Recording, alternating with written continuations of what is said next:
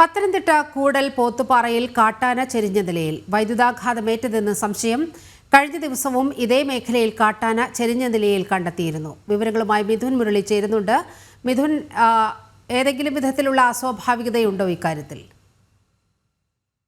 ഭാഗങ്ങളിൽ കാട്ടാന നിരന്തരം വിഹരിക്കുന്ന മേഖലയാണ്. വനത്തോട് ചേർന്ന പ്രദേശമാണ്, വനമേഖല തന്നെയാണ്. ഈ പ്രദേശത്തെ പന കുത്തിമറിച്ച നിലയിൽ കാണപ്പെട്ടിട്ടുണ്ട്. ഇതിന് സമീപത്ത് ഒരു 11 kV ലൈനുണ്ട്. ഇത് പന കുത്തിമറിച്ച് 11 ലൈനിൽ ആന വീണ വൈദ്യുതാഘാതം ഏറ്റതാകാം എന്നുള്ള സംശയമാണ്. ഇന്നലെ വൈകിട്ടാണ് ഈ പന കുത്തിമറിച്ച് 11 kV ലൈന് മറിഞ്ഞ നിലയിൽ കാണപ്പെടുന്നത്. ഇന്നലെ രാത്രി ഉണ്ടായ സംഭവമാണെന്നാണ് നിലവിൽ മനസ്സിലാക്കുന്നത്. ഈ പാടം ഫോറസ്റ്റ് സ്റ്റേഷനിൽ നിന്നുള്ള ഉദ്യോഗസ്ഥർ ഫീൽഡിൽ പരിശോധനയ്ക്ക് പോയ സമയത്താണ് ആന ഈ രീതിയിൽ ചെരിഞ്ഞ നിലയിൽ കാണപ്പെടുന്നത്. ഇന്നലെയും സമാനമായ രീതിയിൽ പാടം ഫോറസ്റ്റ് സ്റ്റേഷൻ പരിധിയിൽ കല്ലേലി ഭാഗത്താണ് മറ്റൊരു ആനയെ ചെരിഞ്ഞ നിലയിൽ കണ്ടെത്തിയത്.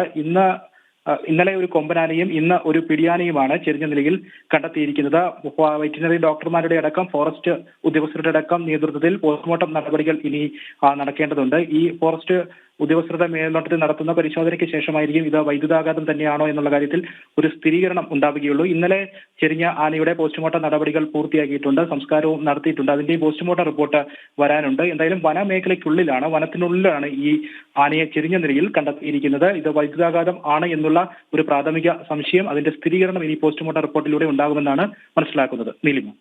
ഓക്കെ മിഥുൻ.